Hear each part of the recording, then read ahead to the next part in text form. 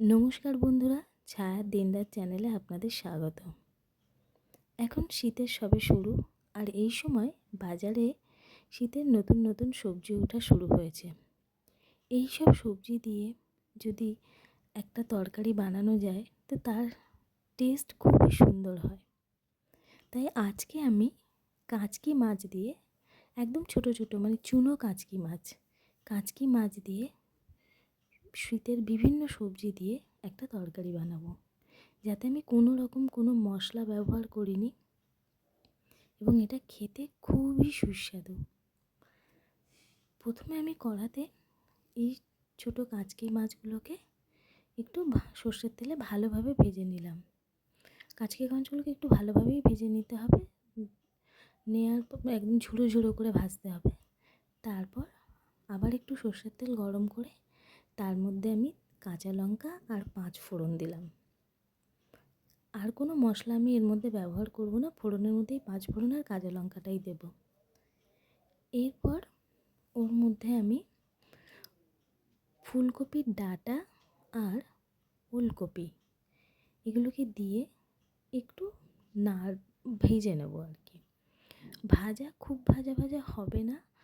এই তরকারিটা বলতে গেলে মেনলি ভাপের ওপরেই হবে। ঢাকা দিয়ে ভাপেই তরকারিটা তৈরি হবে। এরপর ওলকপি আর ফুলকপির ডাঁটাটা দিয়ে একটু নাড়াচাড়া করার পর এর মধ্যে বিনস আর আলুর টুকরো দিয়ে দিয়েছি। বিনস আলুর টুকরো দিয়েও অল্প একটু নাড়াচাড়া করব। অল্প বেশি নাড়াচাড়া এর মধ্যে করতে লাগবে না, অল্প নাড়াচাড়া করে আমি আবার ঢাকা দিয়ে দেব। ঢাকা খুলে আবার একটু নেড়ে নেব, নিয়ে একটু নুন দেব যাতে সবজিগুলো একটু তাড়াতাড়ি গলে যায়। হলুদ দিলাম, দিয়ে এটাকে আবার একটু ভালোভাবে নেড়ে নেব। সবজিটা একেবারে গলে যাবে না, এরকম অবস্থায় আবার আমি পুঁই শাকের মিটুলিগুলো দিয়ে দেব।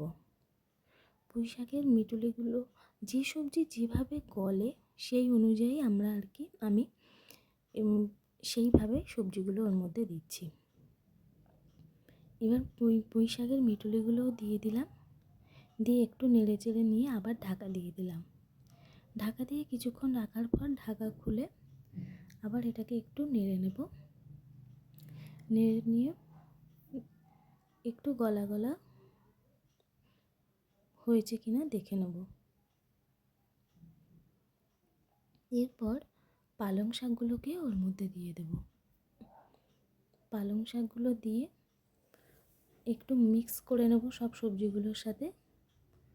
পালং শাক দেওয়ার পর সবজিগুলোকে উল্টিয়ে ওপরের নিয়ে চলে আসবো এবং পালং শাকগুলোকে একটু কড়ার নিচের দিকে দিয়ে দেবো, যাতে ভালোভাবে গলে যায় এবং ভালো মিক্স হয়ে যায়। এইভাবে নাড়াচাড়া করে নেব।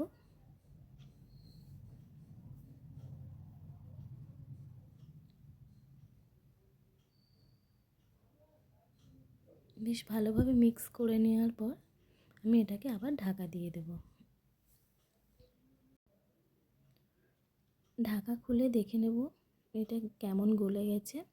তারপরে আর একটু, যেহেতু প্রথমে আমি অল্প একটু নুন দিয়েছিলাম, আবার পালং শাক মিটুলি দেওয়ার পর তাতে আর একটু সামান্য নুন দেব, দিয়ে এটাকে এইভাবে ঢাকা দিয়ে নেড়ে চেড়ে তরকারিটা বানাবো। তরকারিটা একদম ঘাঁটা তরকারি বা একদম গলে যাওয়া সবজির তরকারি হবে না, কারণ একবারে যদি পুরোপুরি গলিয়ে নিই সবজিগুলো তাহলে সবজির নিজস্ব ফ্লেভারটা হারিয়ে ফেলবে। এটাকে ঢাকা দিয়ে একটু গোটা গোটা থাকবে কিন্তু সবজিগুলো গলে যাবে, এমনভাবেই তরকারিটা তৈরি হবে। এই জন্য আমি বারবার ঢাকা দিচ্ছি আর একটু একটু করে নেড়ে নিচ্ছি, যাতে ভাপে ভাপে তরকারিটা হয়ে যায়। আমি এর মধ্যে কিন্তু একটুও জল ব্যবহার করব না, সবজির যা জল তাতেই আমার তরকারিটা হয়ে যাবে।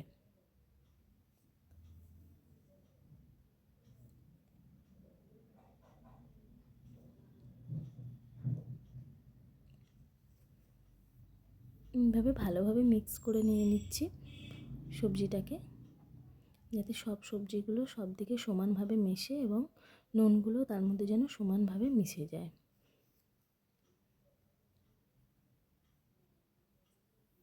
একটু জলটা যাতে সোপ করে গেলে বা জলটা একটু শুকিয়ে আসলে তখন আমি ভেজে রাখা কাঁচকি মাছগুলো ওর মধ্যে দিয়ে জাস্ট মিক্সড করে নেব। আর বিশেষ কিছু করতে হবে না, একটু মিক্সড করলেই ওর ফ্লেভারটা ওর মধ্যে অ্যাড হয়ে যাবে।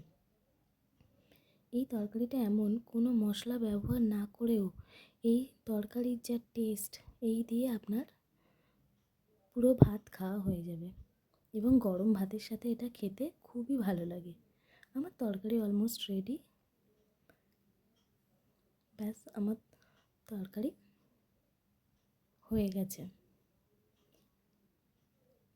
এবার এটাকে আমি একটা প্লেটে সার্ভ করে দেব।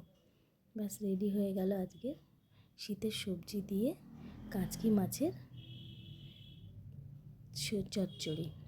এটা খেতে খুবই ভালো লাগে এবং গরম ভাতের সাথে এটি আমাদের খুবই ভালো লাগে খেতে। ধন্যবাদ।